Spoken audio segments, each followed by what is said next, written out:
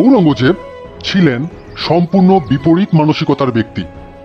ঔরঙ্গজেব তার জীবনে নিজের ধর্মকে স্থান দিয়েছিলেন সবার উপরে, আর তার ধর্মের অনুশাসন অনুযায়ী সমগ্র প্রদেশে গীত, বাদ্য, নৃত্য সবকিছুকেই নিষিদ্ধ ঘোষণা করেছিলেন সম্পূর্ণভাবে।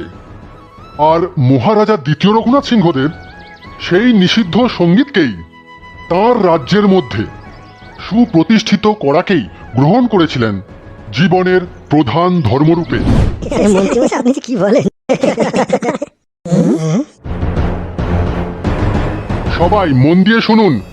আজ সন্ধ্যায় মহারাজা দ্বিতীয় রঘুনাথ সিংহদেব সকলকে রাজভবনে উপস্থিত থাকার জন্য আদেশ দিয়েছেন। সকলকে যথাসময়ে রাজভবনে উপস্থিত থাকার জন্য আর্জি জানিয়ে গেলাম।